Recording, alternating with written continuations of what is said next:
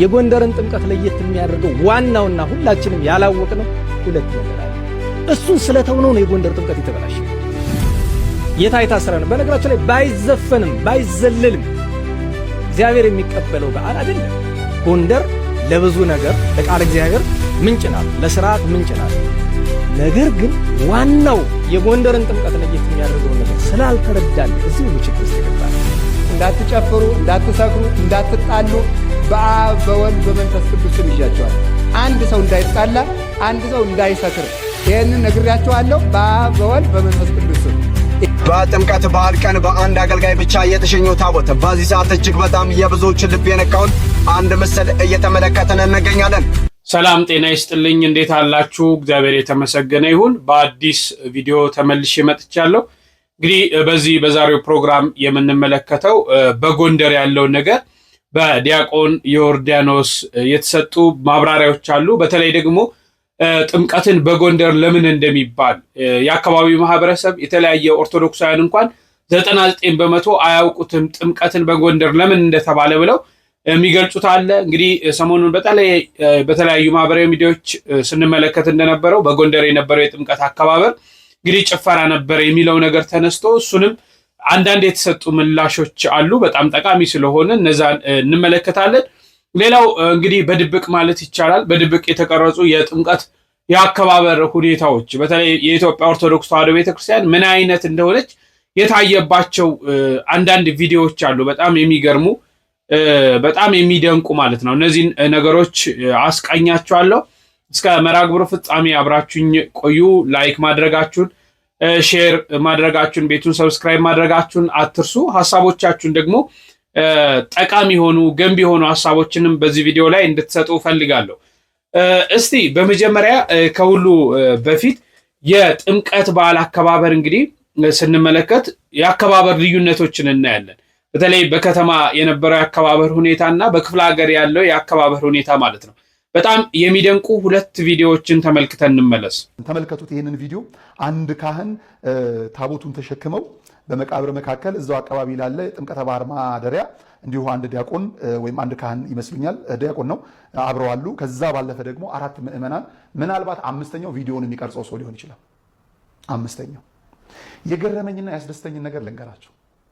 በሰው መብዛትና ማነስ የማትወሰን ቤተክርስቲያን፣ ሰማያዊ ስርዓትን የምታደርግ ሰው በዛ ብላ የማታስረዝም ሰው የለም ብላ ስርዓቷን የማታሳጥር የምትገርመ ቤተክርስቲያን ናት። ተሰርታ ያለቀች ስንዱ እመቤት የምንለው ለዚህ ነው። በጭቃም በጨፈቃም ቤተክርስቲያን ብትሰራ ቤተክርስቲያን አንዲት ናት። በግሪክ ልብስም ቢቀድሱ ከተማ ውስጥ ያላቸው በሴት ልጅ ፒጃማም በተቀዳደደ አቡጀዴም ቢቀድሱ ገጠር ላይ የሌላቸው ሰማያዊ ስርዓትን የማታጓድል አንዲት ቤተክርስቲያን ናት። ደስ ይበላችሁ የተዋህዶ ልጆች፣ ደስ ይበላችሁ። ሰው ስለሌለ መንበሩን ይዘን ወደ ጥምቀተ ባህሩ አንወርድም የሚል ካህን የለም። ሰው ስለሌላት እልልታ የሚያሰማ ጭብጨባ ሆታ የሚያሰማ ስለሌለ ለመዳይ ምጽአት የሚዘረጋ ስለሌለ ጥምቀትን አናከብርም የሚል ካህን የላትም። ቤተክርስቲያን የላትም። ሰማያዊ ስርዓትን የማታጓድል ወጥ የሆነች ቤተክርስቲያን ናት ያለች። ጊዜ ያመጣሽ ከዳር ሆነው የሚተቹ የነሱ መቆም በእኛ መኖር ላይ የተመሰረተባቸው እነ እከሌ እነ ስማይ ጠሬ የሚያንቋሽሿት ውለቷን የሚረሱባት ቤተክርስቲያን ጥሩ ማሳያ ተደርጎ ነው ይሄ ጥምቀት ያሳየኝ። ሰው መብዛት አለመብዛቱ ግድ የለም። አንድም ሁለትም ሆናችሁ በስሜስ ብትሰባሰቡ እኔ መሃላችሁ እገኛለሁ ነው ያለው። ከአንድም ከሁለትም ደግሞ በልጠዋል እነዚህ። እግዚአብሔር ቃሉ ይሄ ነው። መብዛት ሌላው ነገር፣ ልብ ሲያምን ይመጣል ይሄዳል። ምንም ችግር የለው። እግዚአብሔር አለ። የሚያሳዝንም ጉዳይ አይደለም። መደገፍ አለበት። አዎ በደንብ መደገፍ አለባቸው። ወደሚያሳዝነው ልምጣ። በዚህ ሀገረ ስብከት ላይ ያለ ሊቀ ጳጳስ ምናልባት በየደብሩ ከተማ ሲሄድ እየተሸላለሙ ከሆነ አዝናለሁ። ይሄንን ሀገረ ስብከት የሚመራ ሊቀ ጳጳስ ምናልባትም በተገኙበት አውደ ምሕረት ላይ የወንጌል ገበሬ፣ የሰላም ሰው፣ ታላቁ አባት፣ ሊቁ፣ ብፁዕ አባታችን እንደው እስካላቸው ነው ከሌላቸው ጊዜ ላይ ቀንሰው ምናምን ተብለው የሚወደሱ ከሆነ ግን አዝናለሁ። የሚወደሱ ከሆነ አዝናለሁ። የቤቱ ቅናት ሊበላቸው ይገባል። ሊቀ ጳጳሱ በአካባቢው ምእመናን ለምን ጠፋ? ለምን አንዳንድ ቦታ በሞንታርቦ ነው የሄዱት ምእመናኖች ያው ተሸውደው በአካባቢው ዘፈን ይሰማል ይከፈትላቸዋል በሞንታርቦ በቋንቋቸው ያንን ብለው ቤተክርስቲያንን ጥለው ይሄዳሉ። ስለዚህ ሞንታርቦ ተክሎ በመዝሙር መመለስ ይቻላል። ቀላል ነው በብዙ ጥረት እስካለ ድረስ። የማዝነው ለዛ ነው። እንዲህ ምእመናን በሌሉባት ደብር ላይ ሊቀ ጳጳስ ተደርገው የተሾሙ ብፁዓን አባቶቻችን ልጆቻቸውን አልጠበቁም። እያስበሉ ነው ማለት ነው። ያ ነው የሚያሳዝነኝ፣ ያ ነው የሚያስጨንቀኝ። በከተማ በአንድ ደብር ላይ 10 ምናምን ስብከተ ወንጌል ተብለው የተመደቡ ሰባኪያን ይህንን ቦታ ለማየታቸው ነው የሚያሳዝነኝ። ወንጌልን ለማድረስ ደሞዝ መከፈል ብቻ ሳይሆን ራሳቸውንም በባሪያ መልክም ጭምር እየተሸጡ ጭምር ሄደው ወንጌልን የሰበኩ ሐዋርያት እንዳሉ መጽሐፍ ቅዱስ ማስረጃም ጭምር።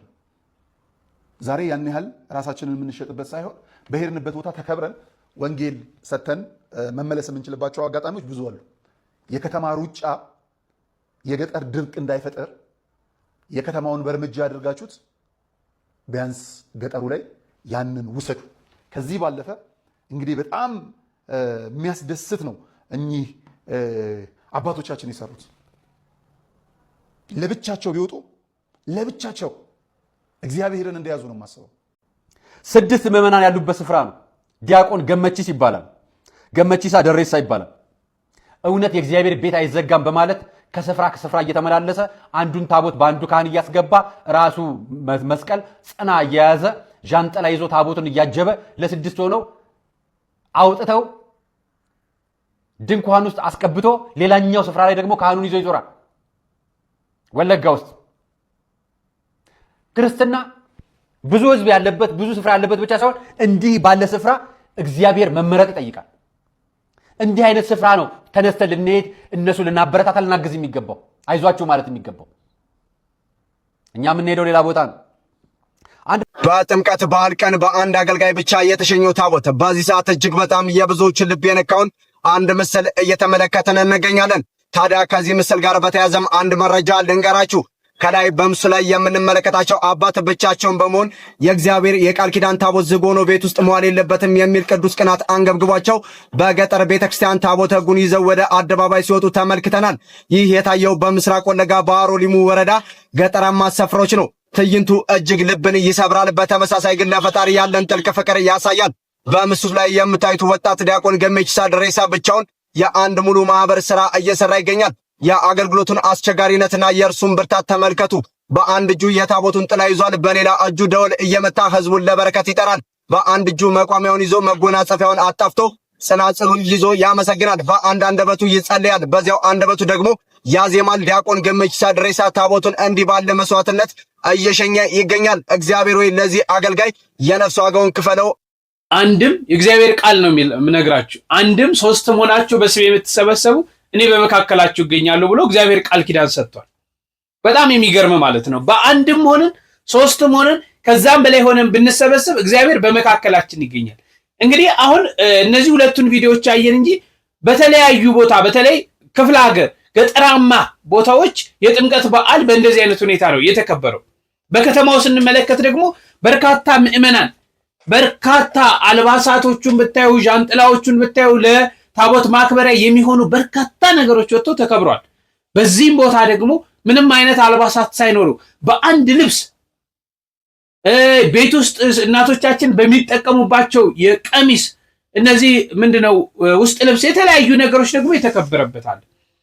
ቤተክርስቲያን ኢዋት ምን አይነት ንጽሕት ቅድስት የሆነች ቤተክርስቲያን ውስጥ እንዳላችሁ በርካታ ምዕመናን በተገኙበት ጥምቀትም ቢከበር ምንም አይነት ምዕመን ባልተገኘበት 2 እና 3 ሆነው በተገኙበትም ጥምቀት ይከበር። ስርዓቷና ሁኔታዋ ግን አንድ ነው።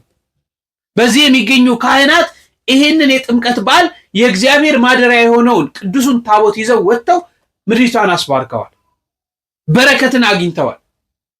አሁን እዚህ ጋር ማንሳት የምፈልገው በተለይ የኢትዮጵያ ኦርቶዶክስ ተዋሕዶ ቤተክርስቲያን ወደ 54 53 የሚጠቁ አህጉረ ስብከቶች አሏት። በእነዚህ አህጉረ ስብከቶች ደግሞ ብፁዓን አበው ሊቃነ ጳጳሳት የበላይ ጠባቂ ሆነው ብፁዓን አበው ሊቃነ ጳጳሳት የሚያስተዳድሯቸው አህጉረ ስብከቶች አሉ። እንደው ብፁዓን አበው ሊቃነ ጳጳሳት በእንደዚህ እታች ያለውን አብያተ ክርስቲያናቶቻችሁን እየተመለከታችሁ ነው፣ እያያችሁ ነው። ሰው የሌለበትን ምንም ምዕመን የሌለበትን አንድ ካህን ያለበትን ቦታ እየተመለከታችሁ ነው ወይስ ደግሞ ትላልቅ ገንዘብና በርካታ ምዕመናን ያሉባት ቦታ ብቻ ነው የምትሄዱት? ለምንድን ነው እንደዚህ አይነት ትናንሽ ሰዎች የሌሉባቸውን ቦታ የጥምቀት በዓላት በትኩረት እንዲከበሩ ምዕመናን ወደዚህ ቦታ እንዲጓዙ ማናደርገው? ለምንድን ነው ትላልቅ አድባራት ጧፉ፣ ዕጣኑ፣ ሻማው፣ ልብሰ ተክህኖ በዝቶባቸው ይሸጣሉ አይደል? ያንን የሚሸጡትን ለምንድን ነው ገጠሪቷ ቤተክርስቲያን ማይላከው?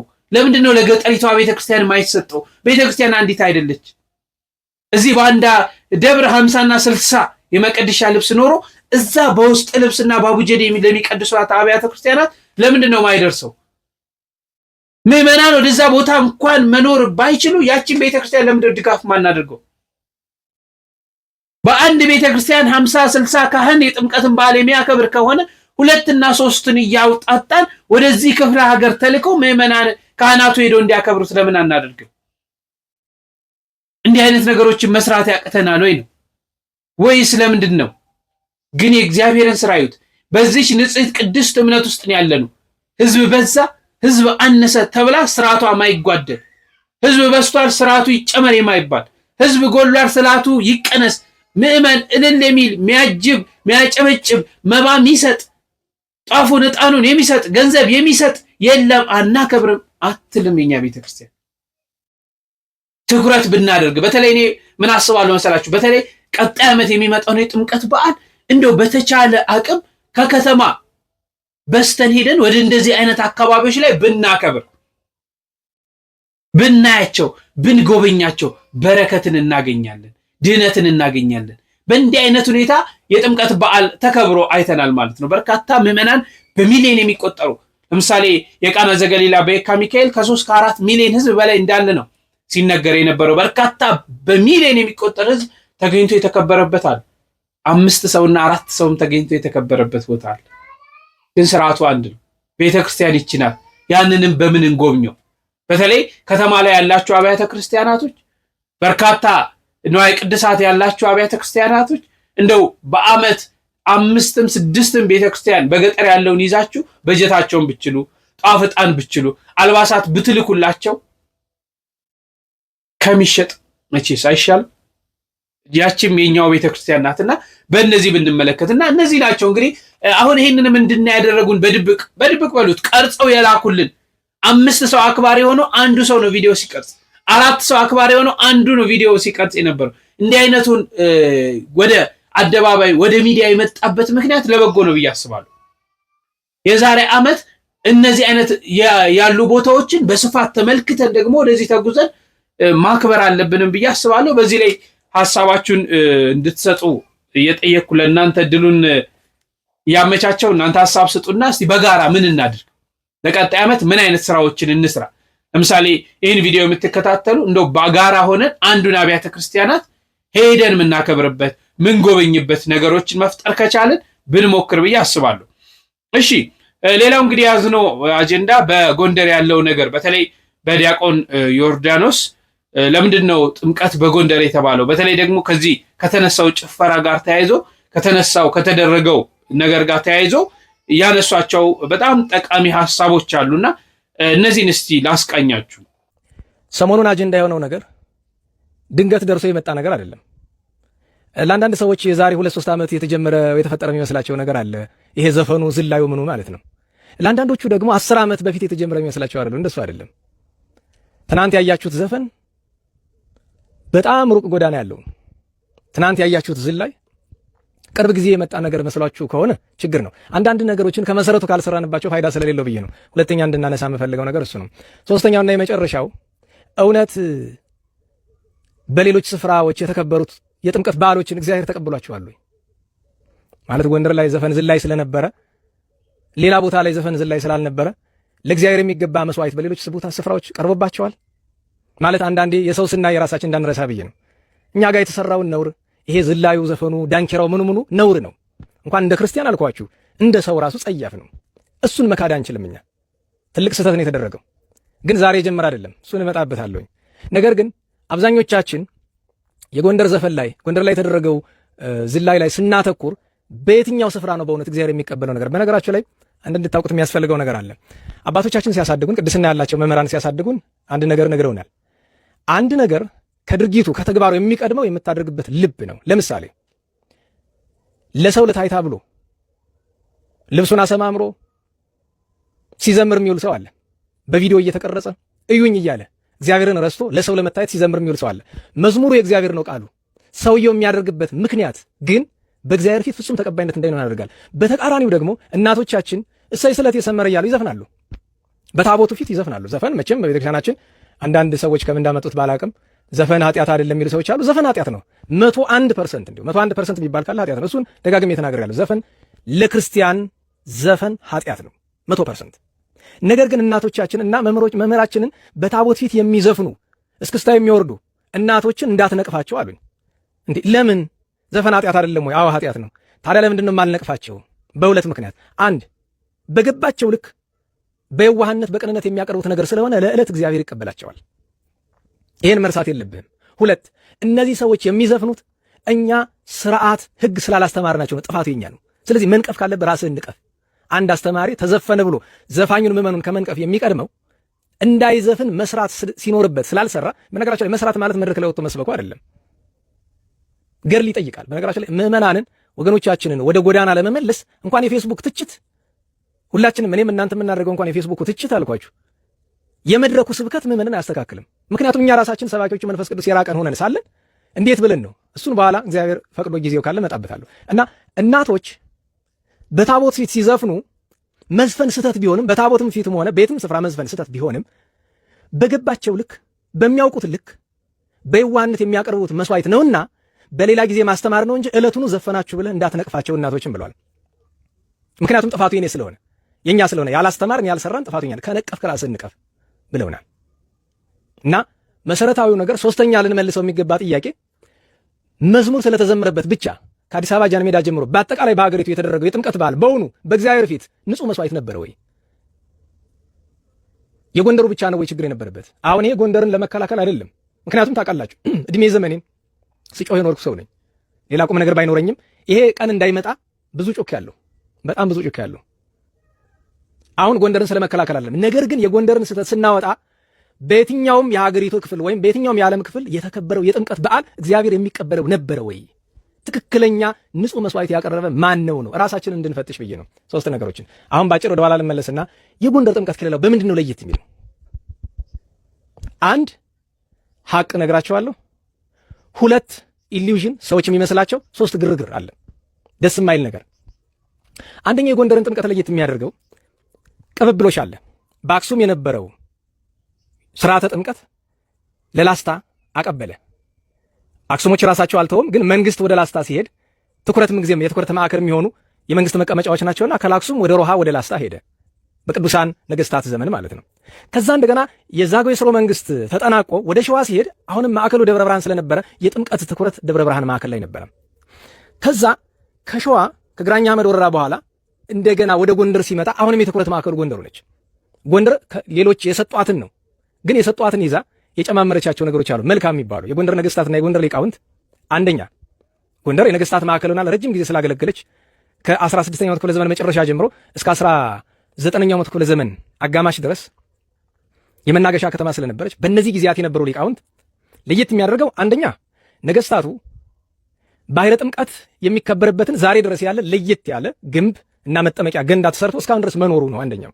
ሁለተኛ ዛሬ በመላው ዓለም ኦርቶዶክሳውያን በተለይ በኢትዮጵያ የሚያከብሩበት የጥምቀት ስርዓት ሰባቱ ምዕራፍ እዚያ ላይ የሚደረሱ እያንዳንዱ ቀለሞች የተደረሱትና የተዘጋጁት ጎንደር ውስጥ ስለሆነ ሁለተኛው ነው። አንደኛ ማክበሪያው ስፍራ ነው። ሁለተኛ የሚደረስበት ስርዓትም ሆነ ቀለሙም አሁን የሚደረገው ነገር በሙሉ የተጀመረው ጎንደር ላይ ስለሆነ የጎንደር ለየት የሚልበት ምክንያት እሱ ነው። ሶስተኛው ዛሬን ያርገውና ጎንደር አባቶች ያኖሩትን ስርዓት ወደ ግራም ወደ ቀኝም አትነካም፣ አትለውጥም። ዘመን የወለደውን ንጉሥ የወደደውን አትልም። ያችኑ የተሰራችውን ስርዓት ላለመልቀቅ ጥረት ሲደረግ ስለነበረ እስከ 1980ዎቹ 90ዎቹ አካባቢ ድረስ ምንም ነገር የጥንቱን ሳይለቅ ነው የቆየው። ዋና ምክንያቶች እነዚህ ናቸው። ነገር ግን የጎንደርን ጥምቀት ለየት የሚያደርገው ነገር ሰው አልተረዳውም። ይሄ አሁን መጠመቂያ ገንዳው ለየት ያለ ነው። ነገር ግን አክሱም አለ። ምናልባት ጥንት እንደነበረው ላይሆን ይችላል እንጂ ላሊበላም ደብረ ብርሃንም ሌሎችም ስፍራዎችም ላይ አለ። የጎንደርን ጥምቀት ለየት የሚያደርገው መጠመቂያ ባህሩ ነው ብለን ብንልም እንኳን ከሱ የሚበልጥ አለ። ስርዓቱ የተሰራው ጎንደር ነው ብንልም እንኳን ከሱ የሚበልጥ አለ። ቀለሙ ነው ብንልም ከሱ የሚበልጥ አለ። ሊቃውንቱ ናቸው ብንል ከሱ የሚበልጥ አለ። ይሄ የሚበልጠው ነገር ምንድነው? የጎንደርን ጥምቀት ምን ለየት እንደሚያደርገው ስላላወቅነ ጎንደሬም በለው ከየትም የኢትዮጵያ ክፍል የመጣ የትኛውም ኢትዮጵያዊ የትኛውም ኦርቶዶክሳዊ ቢሆን ጎንደር ሲመጣ የጎንደር ጥምቀት ምክንያቱ ምን እንደሆነ ስለማያውቅ እውነቱን እንድታውቁ የሚያስፈልገው ነገር ትናንትም ሆነ አምና መሃል ፒያሳ ከአፄ ቴዎድሮስ ሐውልት በታች ሲዘል የነበረው አብዛኛው ጎንደሬ አይደለም። ግልጹ እንነጋገር። በዓሉን ለማክበር ከየትም ስፍራ የመጣ ነው። መምጣታቸውን እናደንቃለን። መጥቶ ዝላዩን ሲያገኝ ሲዘልም ይሁን ነው። እኔ በነገራቸው ላይ የጎንደር ጥምቀት ላይ ብዙዎቻችሁ ያያችሁት ክፍተት ዘፈኑ ነው፣ ዝላዩ ነው። ከሱ የሚከፋ ነገር አለ። አሁን አልነግራችሁም። ብዙ ችግር አለ። እሱንም ተወው ለጊዜው። ግን የጎንደርም ጥምቀትን በጎንደር ሲባል ሰው ሳይገባው ነው። በነገራችን በጣም ማዝነው እንኳን ሌላ ጎንደር የሆነውን ሰው 99% ብትጠይቁት አይመልስላችሁም። ጎንደርን ለየት የሚያደርገው ባህረ ጥምቀቱ ነው ይባላል። ጥቂት ምክንያት ሊሆን ይችላል። ሊቃውንቱ ቀለሙ ምናምን ሊባል ይችላል። ቀለሙና ሊቃውንቱ የትም አሉ። ምንጩ መሆኑን አንክድም። ጎንደር ለብዙ ነገር ለቃል እግዚአብሔር ምንጭ ናት፣ ለስርዓት ምንጭ ናት። ነገር ግን ዋናው የጎንደርን ጥምቀት ለየት የሚያደርገው ነገር ስላልተረዳን ነው እዚህ ሁሉ ችግር ውስጥ የገባ ነው። የጎንደርን ጥምቀት ለየት የሚያደርገው ዋናውና ሁላችንም ያላወቅነው ሁለት ነገር አለ። እሱን ስለተውነው ነው የጎንደር ጥምቀት የተበላሸው። የታይታ ስራ ነው። በነገራችን ላይ ባይዘፈንም ባይዘልልም እግዚአብሔር የሚቀበለው በዓል አይደለም። እያደረግነው ያለነው ነገር መቋሚያ ይዘህ ዝማሜ ስላቀረብክ አይደለም እግዚአብሔር የሚቀበልህ። መዝሙር ማቅረብ ብቻውን ምንም አይሰራም። የምናቀርበው ንጹህ መስዋዕት ነው ወይ? እንግዲህ መምራችን ሰፋ ያሉ በርካታ ሐሳቦችን እያነሱ ነው፣ ይቀጥላሉ። በተለይ ጥምቀትን በጎንደር የተባለበት ምክንያት የሚናገሩበት ሁኔታ አለ። ከዛ በፊት ግን አንድ እውነታ ከዚህ መረዳት ያለብን ከዚህ ከተለያየ አካባቢ በተለይ ከከተማ በተለይ በአውሮፕላን በተለያየ ጉዞ ተዘጋጅቶ ጥምቀትን ጎንደር ለማክበር የሄድን አካላቶች ነን። በዚህ በጭፈራ ላይ 50 እና 60 70% ስንሳተፍ የነበረው ይህንን ማመን ያስፈልጋል። እነሱም እንግዲህ ዲያቆኑ የሚገኙት በጎንደር ነው የሚመስለኝ። አልካዱትም ያለው ነገር ትክክል እንዳልሆነ። ነገር ግን ስራዎችን እየሰራን ነው ወይ? በሌሎችስ ቦታዎች ያለውን ነገር ተቀባይነት አግኝቶ ነው ወይ በዚህ ብቻ ትችቶችን ያቀረብነው ብለው ያነሷቸውም ገንቢ የሆኑ ሀሳቦች ናቸው። ከዚህ ጋር ተያይዞ በተለይ በስፋት ለምንድን ነው ጥምቀትን ጎንደር ላይ ያተኮረው? ጥምቀት በጎንደር እየተባለ በጣም ሊነገር የቻለው ሚስጥሩ ምንድን ነው? ይህንንስ እናውቀዋለን ወይ ብለው ይናገራሉ። ታዲያ ጥምቀትን በጎንደር ለየት የሚያደርጉ ሁለት ምክንያቶች ምንድን ናቸው ከተባለ፣ አንደኛ በጎንደር ታሪክ ውስጥ ብዙ ቅዱሳን ስውራን ባሕታውያን ኑረዋል። እነዚህ ባሕታውያን ቃል ኪዳን አላቸው። የተሰወሩ ቅዱሳን ቃል ኪዳን አላቸው። ጥምቀት ሲመጣ የጎንደርን በዓል ለመቀደስ ከተሰወሩበት ይወጣሉ። ይህንን የሚያውቁ እንደነ ታሪክ ሊቃውንት ያሉ ጥቂቶች ብቻ ናቸው። ትልቁ ምክንያት ይሄ ነው። የቅዱሳን በዓል ነው የሚባለው። ጎንደርን ብዙ ቅዱሳን ስለኖሩባት፣ ብዙ ባሕታውያን ስለኖሩባት፣ ስለተሰወሩባት እነዚያ ተመልሰው የሚመጡበት ስለሆነ ነው። እነሱ ጎንደርን የሚጎበኟት የሚባርኳት የዚያ ጊዜ ስለሆነ ነው። ከየትም ስፍራ መጥቶ ሰው ጎንደር ላይ የሚያከብርበት ምክንያት ያንን የስውራንን እንደነ ቅድስት ፍኖተ ሕይወት ያሉ ከቅዱሳት አንስትም የተሰወሩ እነሱ መጥተው ስለሚባርኩ ነው። አንደኛው ምክንያት። ዋናውና ሁለተኛው ምክንያት ግን እመቤታችን ድንግል ማርያም ከደጋግ ነገሥታት ለአንዱ የዛሬ 300 ዓመት አካባቢ እኔ በእነዚህ በሶስት በዓላት አንደኛ ህዳር ጽዮን አክሱም ላይ እገኛለሁ፣ አልቀርም፣ ከቶውን እመጣለሁ። ጥምቀትን ጎንደር ላይ አልቀርም፣ መጥቼ ባርካችኋለሁ። አስተርዮ ማርያምን ተድባበ ማርያም ወሎ እባርካችኋለሁ። ሶስት ቦታ ላይ አልቀርም፣ ብትበድሉኝ እንኳን አልቀርም። ይሄ ማለት እመቤታችን በእነዚህ በዓላት ከሌላ ስፍራ የለችም ወይ ነው? አለች በረድኤት። የበለጠ ቃል ኪዳን ግን ታውቃላችሁ፣ አቡነ ተክለ ሃይማኖት በበዓላቸው የበለጠ የሚገኙበት ብለን ምናምን የት ነው? ደብረ ሊባኖስ አይደል? አቡነ ሳሙኤል ዘዋልድባ የበለጠ የሚገኙ ብለን ምናምን የት ነው? በበዓላቸው ቀን ዋልድባ፣ ደብረ አባይ እና እመቤታችን የገባችው ቃል ኪዳን ስላለ አሁን ይኸውላችሁ ጎንደር ላይም ሆነ የትም ስፍራ ላይ ምንም እንኳን አከባበራችን ጥሩ ባይሆንም ትልቁ ክፍተት የሚመጣው ጥምቀትን በጎንደር ምን ማለት ነው ተብለን ስንባል ዋና ምክንያቶቹ እነዚህ ሁለቱ ናቸው። የስውራን ቅዱሳንና የእመቤታችን ነገር። እንድታውቁት የምፈልገው ነገር እኔ አንድ ነገር በግልጽ ልንገራችሁ። ይሄ ሁሉ ችግር ከመፈጠሩ በፊት እመቤታችን ስውራኑ ተገልጸው ለሚገኙ ከተማዋ ላሉ ባሕታውያን ደጋጎቹ ተናግረው እነሱ ያሉንን ተናግረን ተስቆብን ተዘብቶብናል። እዚህ ሁሉ ሳይደርስ እኮ እንኳን ዛሬ አልኳችሁ ከዓመታት በፊት ጥምቀት ላይ አደጋ ደርሶ ያሁሉ ሰው ሲሞት ጎንደር ላይ ከመደረጉ በፊት ተዋላለን።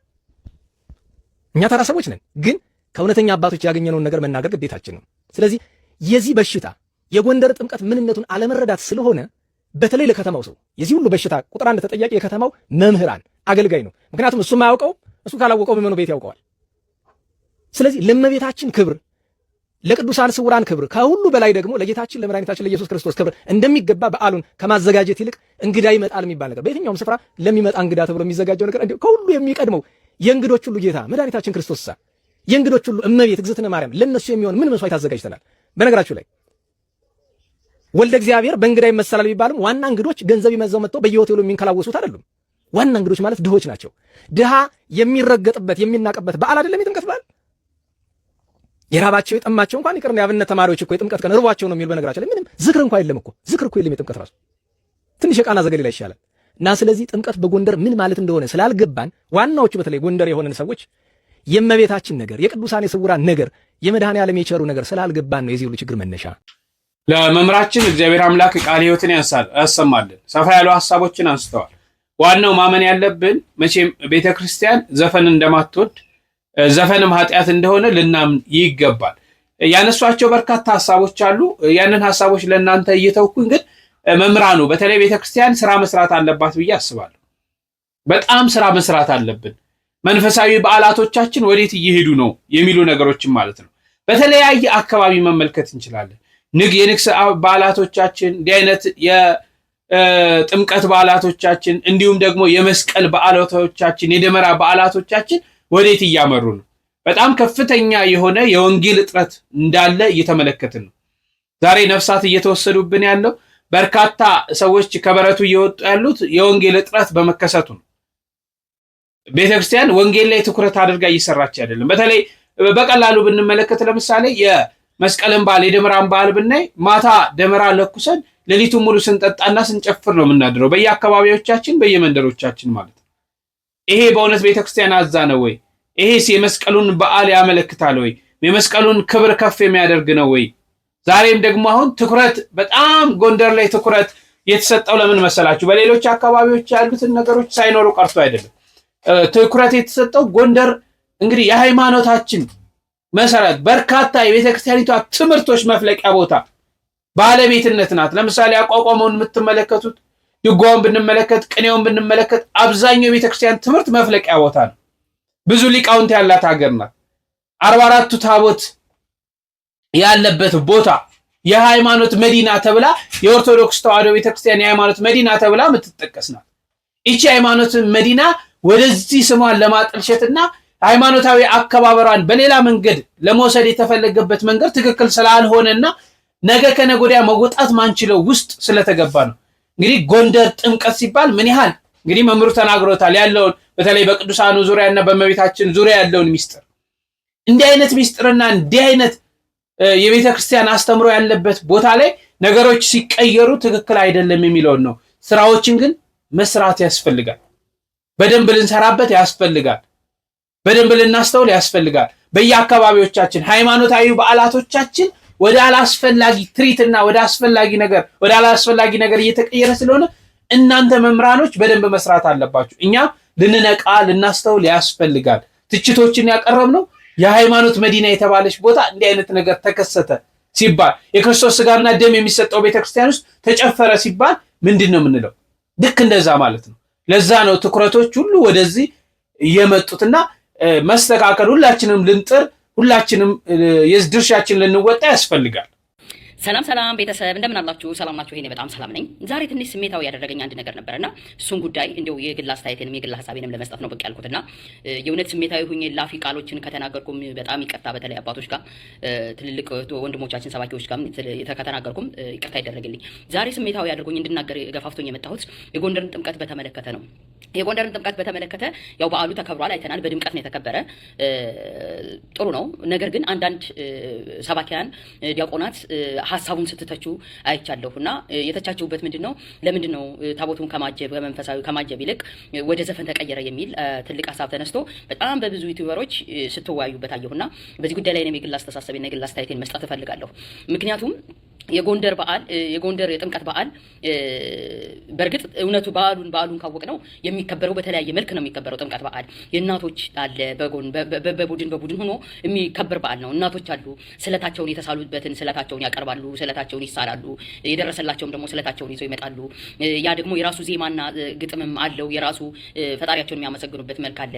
ወጣቱ የራሱን ባህላዊ ጭፈራ ይዞ ይመጣል። ከዛ ውጭ ደግሞ መንፈሳዊ ደግሞ በቤተክርስቲያን የሚያድጉ ዲያቆናት የሰንበት ተማሪዎች ደግሞ መዘመር ያቀርባሉ። ትልልቅ አባቶች ካህናቶች ደግሞ ያው ጸናጽላቸውን ይዘው ታቦታቸውን ተሸክመው ይሄዳሉ። ወጉም ባህሉም በዚህ መልክ የነበረ ነገር ሁሉም ሰው በመዝሙር ብቻ አይደለም ያከብረው፣ ትራዲሽኑንም ተጠብቆ የመጣ ነው። ነገር ግን ይሄ በዓል ከበዓልነቱ ጥምቀት ማክበሩን በላይ ወደ ካርኒቫል የተቀየረ በ2002 ነው። በ2002 ወደ ካርኒቫልነት ተቀይሮ ዛሬ የምታዩት ይሄ ረጃጅም ሴሪሞኒ ከ10 ቀን በፊት የሚደረጉ ሴሪሞኒዎች ነበሩ። ማህበረሰቡ በዛን ሰዓት አስታውሳለሁ ብዙ ሰው ቅሬታ አቅርቧል። ጥምቀትን ለጥምቀት ነው መከበር ያለበት እንጂ ይሄ ካርኒቫል መቆም አለበት ተብሎ የጎንደርን ማስተዋወቅ ስራ ሁሉ ተብሎ ኦልሞስት 10 ቀን በቃ ጥር ከገባ ጀምሮ የሚካሄዱ ነበሩ። ያ የተደረገው ከሚኒሊየም በኋላ ነው። ያም ሆኖ ግን ማህበረሰቡ ይቃወም ነበረ። ካርኒቫል መሆን የለበትም ጥምቀት ነው። እንዲያውም ስሙም ካርኒቫል ነው የሚባለው የነበረ። አሁን ዛሬ ስሙ ተቀይሮ ያ በኢህአዴግ ጊዜ ስለነበር አሁን በብልጽግና ጊዜ ደግሞ የምናየው ከእምነቱም ከምኑም ያፈነገጠ ዘፍነናል። አዎ ሁላችንም ዘፍነናል። እግዚአብሔር እንግዲህ ለንስሐ ሞት ያብቃን። ሁላችንም ንስሐ ገብተን የምንስተካከልበትን የኃጢአት ትንሽ ትልቅ ባይኖረውም ከዘፈን የበለጠ ብዙ ነገር ሀገራችን እኮ በብዙ ነገር በብዙ መከራ የተዘፈቀ ህዝብ ነው። ተዘፍቀናል እኮ የተደረገውን ነገር ግን ብዙዎቻችሁ በጣም የጎንደርን ህዝብ ለመውቀስ ስትነሳሱ አየሁ። ሲጀመር በቀደሙ በዓል ያያችሁት ይበልጡ የጎንደር ህዝብ ብቻ አይደለም ያከበረው በዓሉን። እውነት ለመናገር ጎንደር ላይ ሲያከብሩ የነበሩት ነጫጭ ለብሰው በሰንበት ትምህርት ቤት ላይ ተምረው መዘምር ሲያቀርቡ የነበሩ አክቹዋል ሎካሎቹ እዛው ላይ ያደጉት የሰንበት ተማሪዎቹ እርግጠኛ ጎንደሬዎቹ ናቸው። ይበልጡ ሰው ግን በአውሮፕላን ተጭኖ ነው የገባው። እውነት ለመናገር ይሄን በዓል አገሩ ሰላም ነው የሚባል ጥምቀቱን ፈልገውትም አይደለም። ያ ድምቀቱንም ወደዳችሁም በእምነቱም ያሉትም ይበሉት ከእምነቱ ውጭ ያሉትም አይፈልጉትም ድምቀቱን። ነገር ግን ያለባቸውን ሲቹዌሽን ብልጽግና ማስተንፈስ ይፈልጋል። ያን የሚያስተነፍሰው ደግሞ አገሩ ሰላም ነው ጸጥታ ነው የሚለውን ነገር ለማሳየት ፎሎወር ያላቸውን ቲክቶከሮችን የዩቲዩብ ሰዎችን ተመልምለው ታዋቂ ሰዎች ተመልምለው ተከታዮቻቸውን ይዘው አውሮፕላን ተጭኖ በአውሮፕላን ነው ህዝቡ የገባ። አሁን ብዙ ሰው የጎንደር ህዝብ ወደ መውቀስ ወቅቷል። አዋክቷል። ከተማው ላይ ያለው ሰው አክብሮ ሊሆን ይችላል። የጎንደር ዙሪያውና አካባቢው እኮ ከደንቢያ ከወገራ ከጎንደር ዙሪያ ከአካባቢው እንዳይገባ ተብሎ ተዘግቶ ነው የተከበረ በዓሉ። ያ የምታዩት እኮ በአውሮፕላን ተጭኖ የመጣ ህዝብ ነው። በአንድም በሌላ መልክ አሁን ወጥተው ዩቲዩበር ላይ በጣም ጎንደር ታምር ነው የሆነ ወርቅ እንደሚፈልቅ አድርገው የሚያወሩት ማለት ነው። ነገር ግን አካባቢው ማህበረሰቡ ግን ስለቱን ሊያስገባ ታቦቱን ሊሳለም 44ቱ በአመቱ የወጣለትን ሊሳለም የመጣው ህዝብ ግን የለም፣ አልመጣም። ሲጀመርም እንዳይመጣም ተከልክሏል። ከወረዳ መኪና እንዳይገባ ተከልክሏል። ነገር ግን አሁንም የተነሳው እንትን ያለው ከጎንደር ህዝብ ላይ ይጫዋል። የጎንደር ህዝብ ምን ያድርግ? አንደኛ በካድሬዎች ተጠርንፎ ያለ ህዝብ ነው። በሁለተኛ ደረጃ አይደለም ከእምነቱ ከብሔሩ የተገነጠለ ህዝብ ነው። ኩሽ ነህ ተብሏል እኮ ወደዳችሁም ጠላችሁም አንተ አማራ ሳትሆን ኩሽ ነህ። ለዛም ነው የአካባቢው ማህበረሰብ እንዳይገባ መንገድ ተዘግቶ በካድሬዎቹ ከጭፈራው እናንተ ጭፈራው ነው ያሳስባችሁ። ጭፈራው ጎን ለጎን ላይ ገዳዮቹ ሲሸላለም ካድሬው ተሸላልሞ ከነት የምንወዳቸው ከምናከብራቸው ከነ ሊቀ ሊቃውንት እዝራ ጎን ቁጭ ብለው የነበሩትን ሰዎች ግን ለመተቸት ድፍረቱ አልነበራችሁ። ለምን አልተተቹም? እነሱ ለምን አልተቻችሁም? ነገር ግን አሁንም ህዝቡ ላይ ነው ዱላ እያበዛችሁት ያላችሁ። የት ሄደ ህዝብ? የጎንደር ህዝብ ምኑ ተሰርቶለት ነው ያ ሁሉ ጭፈራ ሲደረግለት የነበረው? ተጭኖ መጥቶ በጀት ተበጅቶለት በሚሊየን ተበጅቶለት እንዲጨፍር አበል እየታሰበለት ፎሎወሩን ይዞ ግማሹም ገንዘብ እየሰራበት ቢዝነስ እየሰራበት ነው። እንዲያው ማህበረሰቡ ወደደም ጠላም እንዲያው ከተማው ላይ እንግዲህ ሲውሉ ሲያድሩ ሆቴሉን ምኑን ጸጉር ቤቱን ተጠቅመው ሊሆኑ ይችላሉ። የባህል ልብሱን ገዝተው ሊሆኑ ይችላሉ። ከዛ ሊሆን ይችላል ተጠቃሚነቱ። መንገድ የለው ውሃ የለው ምን የለው ሰላም የለው። ያ ማህበረሰብ ተጠርንፎ ያለ ማህበረሰብ ነው። ነገር ግን ይሄን የእምነቱ ካለፈ በኋላ የእምነት አባትም ሰባኪያንም ዱላችሁን ይመዛችሁ ከምትመጡ ከጎን የነበሩት እነ ሊቀ ሊቃውንት እዝራ አንድ ቃል ቢናገሩ የጎንደር ህዝብ በአንድ እግሩ ማስቆም እንደሚችሉ እናውቃለን። 2008 ላይ አገር ስትበጠበጥ መስቀል በዓል በዚህ መከራ ውስጥ መከበር የለበትም ተብሎ ሲታገድ እነ ሊቀ ሊቃውንት እዝራ ነበር ያገዱት አይደለም? 2008 ላይ አስታውሳለሁ። በኢትዮጵያ አቆጣጠር ነው እየተናገርኩ ያለሁት። ጥምቀት አይከበርም ተብሎ አስታውሳለሁ። 44ቱ ታቦት ወጥቶ የፋሲል ከነማ ቡድን ወጣቶች ብቻ ናቸው ከጨዋታ ከሜዳ መጣው ተሳልመው የሄዱት። ከዛ ውጭ ካህናቱ ነው ታቦቱን መልሰው ይዘው የገቡ። ከባህረ ጥምቀቱ አንስተው ህዝቡ አልወጣም። በማን? በእነ ሊቀ ሊቃውንት እዝራ አማካኝነት። ዛሬ ግን እነ ሊቀ ሊቃውንት እዝራ ቢናገሩ እነ ዳንኤል ክብረት ያቆርፋሉ። ምክንያቱም የጠቅላይ ሚኒስትሩ የማህበራዊ ጉዳይ አማካሪዎች ናቸው። የቤተ ክርስቲያን የቅርብ ሰዎች ናቸው። እነሱ ያቆርፋሉ። አያችሁ። አሁንም ደግሞ ዱላውን የያዘው ሁሉ መጥቶ ከጎንደር ህዝብ ላይ የጎንደር ህዝብ የተጠረነፈ ህዝብ ነው አይደለም? ከእምነቱ ከማንነቱም ተነጥሎ ከእምነቱም ተነጥሎ ያለ ህዝብ እኮ ነው። የአካባቢው ማህበረሰብ እኮ አክቹዋሊ ያለው ሬዚደንሱ እኮ እንዳይገባ የወረዳ መኪና እንዳይገባ ተብሎ እኮ ታግዷል። የጥምቀት ሲከበር እነዚህ ዩቲዩበሮች ቲክቶከሮች በበጀት ተበጅቶላቸው ሚሊዮን ተከፍሎ ካድሬ ተሰማርቶ ያሰማራው ያደራጀው ጭፈራ ነው በይበልጥ። ያ ደግሞ ጎንደር የአማራ ክልልም አይደለም እስከመባል ድረስ የተደረሰበት ኮንቲን ነው። ይሄን ጠንቀቃችሁ ታውቃላችሁ። እዛው ላይ ያላችሁ ሰባኪዎች ዛሬም ቢሆን ይሄን ነገር የምትወቅሱ ጭፈራው ትክክል ነው እያልኩ አይደለም። እዚህ ላይ መስተካከል ያለበትን ነገር ግን ህዝቡ አይደለም። ህዝቡ ግን ቅድም ባልኩት መልክ በዓሉንም ሲያከብር የመጣበት ወግ ባህሉን ጠብቆ የመጣበት አለ። ነገር ግን ዛሬ ጎንደርን ያደመቀን መስለን ለማጥፋት ዱላውንም ይዞ የሚመጣም አለ። ባህሉን ለማጥፋት የሚከድበት ጉዞ በጣም ከልብ ያሳዝነኛል። ይሄንን እዛው ያሉ ሊቃውንቶች በአንድ ቃል ማዘዝ ይችላሉ። እነ ሊቃውንት ዕዝራ የተከበሩ አባት ናቸው። በእኛ በስም የሚጠሩም አይደሉም። ነገር ግን እውነቱን ስንናገር ደግሞ ትልልቅ ሰባኪያን ሳይቀሩ አባቶችን አትናገሩ፣ እኛ ታፍነን አትናገሩ እየተባለ በስርዓቱ ተጠርንፎ ይህን ደስፐሬት የሆነ ህዝብ ደስፐሬት ያደረጋችሁትን ህዝብ አንዴ እምነት አባቱ መጥቶ ይጠረንፈዋል፣ ዝም በል ይለዋል። አንዴ ካድሬው መጥቶ ይጠረንፈዋል፣ አንዴ ወታደሩ ያርቀዋል። የት ይሄድ ህዝቡ? የት ሂዶ ይተፍስ? ሁላችንም ዘፍነናል። ግን የኃጢአት ትንሽ ትልቅ ባይኖረው ከዘፈኑ በላይ አልተዘፈቅንም እንዴ? ጦርነት እየተርከፈከፈ አይደለም እንዴ? ምን ተናገራችሁ እናንተ ሰባኪያን? ይሄ ነው እንዴ ታያችሁ? አሁን አዶናይ ጃኒ ትላላችሁ። አዶናይና ጃኒ የትኛው የእምነት አባት ነው ሰበርጎ ያስተማራቸው? ማስተማር እኮ ግድ ይላቸዋል። ልጆች ናቸው፣ ይስተካከላሉ። ብታስተካክሏቸው ያስተካከላሉ። ነገር ግን አይዟችሁ ብለው ተሸልመው በመንግስት ታጅበው የመጡ ሰዎች ጥሩ እየሰሩ ነው የሚመስላቸው። መጥፎነቱን አያውቁም። በዚህ መልክ አይደለም ማስተማር ያለባችሁ እንደ እምነት ሰዎች ከሆናችሁ። ዛሬ የድንቀዝ ታሪክ ጠፍቶ የነ ግራኛ ሐመድ ታሪክ እመጣበታለሁ በዚህ ጉዳይ። በነ ደጎማ በነ ባስኮ ደጋማ በተነገረው በነ ደጋማ የተነገረውና የግራኛ ሐመድ ታሪክ ተጣሞ ሲተረጎም ሰምቻለሁ። እነ ዳንኤል ክብረት ዛሬም ቢሆን በሱ ጉዳይ ላይ እመጣለሁ። ጎበዝ ከሆነ ታሪክ ምሁራን የሚያብራሩ ይሄን ጉዳይ እና እንዲሁ ሄድ ልበላችሁ ብዬ ነው። እንግዲህ እንዲያው ከተናገርኩ ሐሰት ይቀጣ።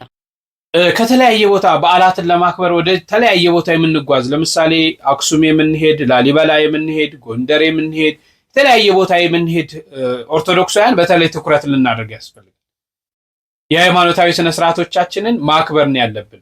ለምሳሌ ከአዲስ አበባም ሆነ ከተለያየ ቦታ ወደ ጎንደር ሄድን አካላቶች እንደው ሃይማኖቱን በዓሉን ካከበርን በኋላ የተለያዩ ነገሮች ውስጥ ስንጠመድ እንታያለን እና የአገሬውንም ሰው በአካባቢው ያለውንም ሰው ክፉ ልምድ ማስለመድ የለብንም ብዬ አስባለሁ። ክፉ ልምዶችን ይዘን ሄደን ማያውቁትንም ነገር ልናሳያቸው አይገባም ብዬ አስባለሁ። በዚህ ላይ ሀሳብ አስተያየታችሁን ስጡ። ሁላችንም ግን የተለያየ አካላቶች በዚህ ላይ ጉዳይ ቢናገሩ በቅንነት ነው። ለምን ሃይማኖቷም እንድትመረዝ አላስፈላጊ የሆኑ ባህሎችም አላስፈላጊ የሆኑ ነገሮችም እንዳይደረጉ ነው። እንግዲህ ተመልክተናል። በጎንደር የተካሄደውን 60፣ 70፣ 80% ብንመለከት በዛ ያለ ማህበረሰብ አይደለም ይህን ሲያደርግ የነበረው። ከተለያየ አካባቢ ወደዛ በዓሉን ለማክበር የሄድንና የተጓዝን ሰዎች ነን ይህን ስናደርግ ያለ ነው ማለት ነው። እና አንዳንዴ ሃይማኖታዊ ስርዓት ልናከብር ስንሄድ ክፉ ልምዶቻችንን ትተን መሄድ አለብን። ከቤተክርስቲያን የወጡ ስርዓቶቻችንን ትተን አስወግደን ነው መጓዝ ያለብን። ዛሬ ጉዞ ይባልና አንድ ገዳም ስንሄድ እንደው ለትሪት ወይም ለፌስቲቫል የተጓዝን እስኪመስል ድረስ ማለት ነው፣ ለመብል ለመጠጥ። ሃይማኖታዊ በዓል ለማክበር በምንጓዝበት ጊዜ ሁልጊዜ ፈተና መከራ አለ። ምቾቱን ዓለም ትተን የመጣ ነው፣ አያስፈልገንም። ይህ ምቾት ዓለም በረከት አያሰጠኝም ብለን ነው ወደ ገዳም ወደ ተለያየ ቦታ የምንሄደው እና ያችን ከምቾቱ ዓለም የያዝናትን ነገር ይዘን እዛም ቦታ ማንጸባረቅ የለብንም። የቦታውንም ቅድስና የቦታውንም ክብር መጠበቅ፣ የማህበረሰቡንም ክብር በዛ አካባቢ ያለውንም የኦርቶዶክሳውያንን ክብር መጠበቅ አለብን ብዬ አስባለሁ። ስንጓዝ ዓላማችን ቤተክርስቲያንና ቤተክርስቲያንን ብናደርግ፣ ለምሳሌ ጎንደር ጥምቀት በዓል ለማክበር ተኪዶ ጥምቀቱንና የቤተክርስቲያኒቷን በዓል ብቻ ታርጌት አድርገን ብንጓዝ፣ በየመሸታ ቤት በየጭፈራ ቤት በየተለያየ ክርስቲያናዊ ከሆኑ ስነ ምግባሮች የወጡ ነገሮችን ባናደርግ የተሻለ ነው ብዬ አስባለሁ። እንግዲህ ለቀጣይ ዓመት እነዚህ ነገሮች ተስተካክለው እንደሚቀጥሉ በሙሉ እምነት አለኝ። አይደለም ለቀጣይ ዓመት ዘንድሮም ያ ነገር ከተካሄደ በኋላ በዛ ቦታ ዝማሬ ሲዘመር የመላ ጸሎት ሲደረግ ነበር። ይህ እጅግ የሚያስደስት ነው። ትኩረት ግን ወደ ጎንደር የተደረገበት ምክንያት የሃይማኖቷ መሰረት ናት ብለን በርካታ ሊቃውንት አሉበት ተብሎ ስለሚታሰብ ነው ማለት ነው። በዚህ ላይ እስቲ እናንተም ሀሳብ አስተያየቶቻችሁን እንድትሰጡ በፍቅር እየጋበዝኩኝ በሌላ ጊዜ እስክንገናኝ እጅግ አከብራችኋለሁ። ቸር ቆዩልኝ።